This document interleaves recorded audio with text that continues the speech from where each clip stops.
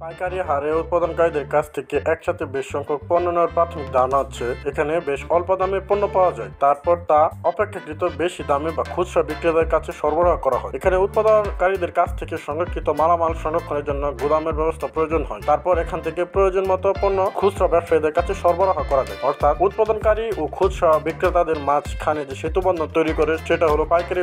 খুচরা বিক্রেতাদের লাভবান হতে অনেক সময় নিতে হয় এবং তার পাশাপাশি বেশ সমস্যার ব্যাপার। অন্যদিকে পাইকারি ব্যবসা অল্প পরিশ্রমে অল্প সময় বেশ ভালো একটা লাভ মুখ দেখা যায়। আজকের ভিডিওতে বলার চেষ্টা করব 10টি পাইকারি ব্যবসার আইডিয়া যা করে আপনি লাভবান হতে পারবেন। এক নম্বরে যে ব্যবসাটা সেটা হলো ফলের পাইকারি ব্যবসা। ফল স্বাস্থ্যসম্মত খাবার, তাই বিভাগীয় অঞ্চলের শহরগুলোতে সবসময় এর চাহিদা। বাংলাদেশের বাজারগুলোতে প্রায় 12 মাসই ফলের চাহিদা দেখা। বাচ্চাদের স্কুল থেকে বাসায় ফেরার সময় কি অফিস থেকে বাসায় ফেরার সময় প্রত্যেকের হাতে প্রায় ফল দেখা। ফলের মধ্যে কলা, আঙ্গুর, আপেল সহ বিভিন্ন দোকানে সারা বছরই ভিড় থাকে। বিশেষ করে টঙের দোকানে কলার চাহিদা। ফলের বিশাল সমারোহ দেখতে পাওয়া যায় ঢাকার বাদামতলী। এখান থেকে পাইকারিতে ফল কিনে আপনি নিজের এলাকায় ভালো দামে ব্যবসা করতে পারবেন। এখানে আপনার বক্স বা কার্টন সহ কিনতে হবে। প্রতি বক্স বা কার্টনে 16 থেকে 20 কেজি থাকে। আপনি 1 লাখ টাকা হলে পাইকারি ফলের ব্যবসা হাসিল করতে। দ্বিতীয়ত চা পাতার ব্যবসা। বাঙালির নিত্য জীবনে চায়ের সাথে খুবই একটা সম্পর্ক কাজ করে। বাংলাদেশের সিলেট অঞ্চলগুলোতে চা উৎপাদন বিশ্ব সেরা, তাই এই চায়ের পাতা ব্যবসা করতে আপনাকে বেশি দূরে যেতে হবে না। চা বিভিন্ন রকমের হয়ে থাকে, যেমন সবুজ চা, উলুন চা, প্যারাগুয়ে চা। চা পাতা সাধারণত আরডি, সিডি এবং ডাস্ট ও রিপাবলিক গ্রেডের হয়। চা পাতা নিয়ে ব্যবসা করতে ন্যূনতম প্রায় 1.5 থেকে 2 লক্ষ টাকা হলে আপনি ব্যবসা শুরু করতে পারবেন। সরাসরি সিলেট থেকে চা পাতা পাইকারিতে কিনে আপনি গ্রামগঞ্জে বা বড় কোনো ডিলারের কাছে আপনি খুচরা বিক্রি করতে পারেন। ইলেকট্রনিক ব্যবসা। বাংলাদেশে নানা ধরনের লাইট, টিউব, তার, সকেট, সুইচ, বিভিন্ন খুঁটিনাটি বৈদ্যুতিক যন্ত্রের বিশাল এক বাজার রয়েছে। এইসব পণ্যের পাইকারি বাজারের জন্য প্রয়োজন কিছু ভালো ধারণা রাখতে হবে। প্রথমে যেটা দরকার সেটা হলো পণ্য কেনাবেচার জন্য সবচেয়ে উপযুক্ত জায়গা বাছাই করতে হবে। এর সাথে যে গুরুত্বপূর্ণ বিষয়টি মাথায় রাখতে হবে তা হলো একজন নিখুঁত উৎপাদনকারীর কাছ থেকে মাল নেওয়া। পুরানো ঢাকার গুলিস্তানে কাপ্তাই বাজারের কমপ্লেক্সে রাজধানীর সবচেয়ে বড় বৈদ্যুতিক যন্ত্রের মার্কেট। তবে এখান থেকে মাল কেনার সময় অবশ্যই সাবধান এবং প্রতারক থেকে সাবধান থাকতে হবে।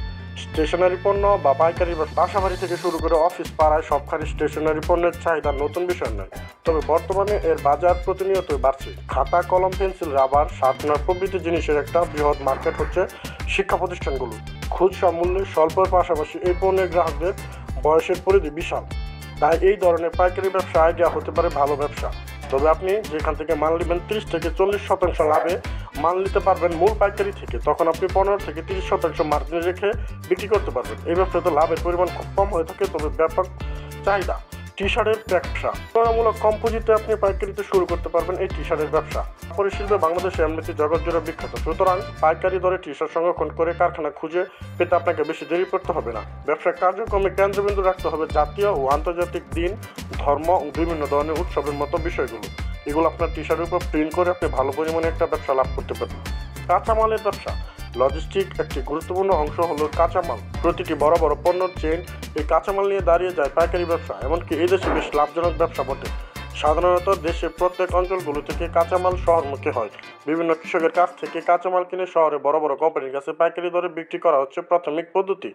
এখানে সবচেয়ে বড় নিখুঁত মালের যে আড়তটা হলো সেখানে হলো ঢাকার কারণ বাজার। এখানে আপনি গ্রামগঞ্জ থেকে কম দামে কৃষকদের থেকে মাল নিয়ে ওই জায়গায় বিক্রি করতে পারবেন খুচরা ব্যবসায়ীদের কাছে। পাইকারিতে কাপড়ের ব্যবসা। কাপড়ের ব্যবসা সবসময় বাংলাদেশের জাঁকজমক অবস্থান ছিল, তবে এখন বহু গুণে অগ্রসর হচ্ছে। বিভিন্ন তাঁতি কিংবা পোশাক তৈরি কোম্পানিগুলো এখন পোশাক কেনা যেতে পারে। এছাড়া আরেকটি উপায় আছে নরসিংদী, নারায়ণগঞ্জ, নবাবগঞ্জের মতো জায়গায় কাপড় কেনা, অতঃপর এগুলো শহরে বা রাজধানী বড় বড় দোকানের কাছে বিক্রি করা। এইরকম বাসায় মধ্যস্থদের যে সবচেয়ে বেশি দরকার সেটা হলো পার্টিগুলোর সাথে যোগাযোগ রক্ষা ও সমন্বয় সাধন করা। তবে পুঁজির পরিমাণে এখানে একটু বেশি পুঁজি প্রয়োজন হতে পারে, 8 থেকে 10 লক্ষ টাকা। রাজধানী ইসলামপুরে অনেক আগে থেকে পাইকারি কাপড়ের জন্য বিখ্যাত। এখানে অনেক আগে থেকেই কাপড়ের ব্যবসা করে অনেকে ভালো পরিমাণে লাভের অধিকারী হচ্ছে, কারণ এখানে বিভিন্ন স্থান থেকে খুচরা ব্যবসায়ীরা আসে এবং ঢাকার জন্য। এছাড়া শহরতলি বা অজগর পাড়াগাঁয়ে যেখানে নানা স্থানে থেকে খুচরা ব্যবসায়ীরা জমায়েত হয়, সেখানে কাপড়ের দোকান দেওয়া যেতে পারে। মুদি পাইকারি ব্যবসা। মানুষের নিত্য প্রয়োজনীয় দ্রব্য ভাণ্ডার হচ্ছে মুদি দোকান। স্বাভাবিকভাবে একজন মানুষ প্রতিদিন খাবারের এক বিশাল অংশে যোগান দিয়ে থাকে এই মুদি দোকানে। চাল, ডাল, লবণ, তেল, পেঁয়াজ, চিনি প্রভৃতির চাহিদা কখনোই কমবে না। যতদিন থাকবে মুদি দোকানের ব্যবসা ততদিনই থাকবে। সঠিকভাবে ব্যবসাটি করতে পারলে দীর্ঘদিন সময় ভালো পরিমাণে একটা রিটার্ন পাওয়ার সম্ভাবনা আছে। রাসায়নিক কৃষি ব্যবসা। কৃষি প্রধান বাংলাদেশের মানুষ বেশিরভাগই জীবন ধারণা করে থাকে কৃষির উপর নির্ভরশীল। এই কৃষিক্ষেত্রে কাজে লাগিয়ে সরঞ্জামগুলো পাইকারিতে ব্যবসা করা যেতে পারে, যেমন জৈব বীজ, সার, ফসল, কীটনাশক, ভারী কিছু যন্ত্রপাতি। তাছাড়া ট্রাক বা কৃষিজ মালামাল পরিবহনের জন্য তো আছেই। এগুলো যোগান দেয়। মাথায় রাখতে হবে যে বিশাল মার্কেট। এই মার্কেটগুলো ভালো মতো ঢুকতে পারলে বেশ বড় অঙ্কের একটা লাভ পাওয়া যাবে। কেক, বিস্কুট বা পাউরুটির ব্যবসা। প্রতিদিনকার দরকারি খাবার না হলেও কেক, বিস্কুট এবং পাউরুটির চাহিদা কিন্তু কম নয়। অনেকে সকালে নাস্তা মনে করে পাউরুটি এবং বিকালে স্ন্যাক মনে করে কেক, বিস্কুট।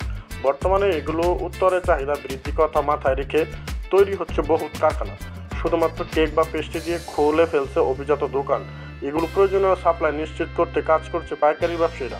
অনেক ব্র্যান্ডের দোকানগুলো কাঁচামাল সরবরাহের কাছ থেকে নিজস্ব লজিস্টিক চেন ব্যবস্থা আছে, তথা কারখানা, সাপ্লাই সবই নিজেদের। এখানে পুঁজির পরিমাণ অপেক্ষাকৃত কম, কিন্তু লাভের পরিমাণ অনেক বেশি। আজকের ভিডিওতে যদি 10টি পাইকারি ব্যবসা সম্পর্কে কথা বলার চেষ্টা করেছি। আপনি যদি এগুলো একটু রিসার্চ করে ব্যবসাগুলো করেন তাহলে লাভের সম্ভাবনা হতে পারে। তো আমরা আপনাকে ব্যবসার আইডিয়া দিয়ে থাকি। ব্যবসাতে আপনি নিজের রিস্কে নিজের ঝুঁকিতে ইনভেস্ট করবেন, বুঝে শুধু ইনভেস্ট করবেন। দেখা হচ্ছে পরবর্তী কোনো ভিডিওতে। সেই পর্যন্ত ভালো থাকুন, সুস্থ থাকবেন।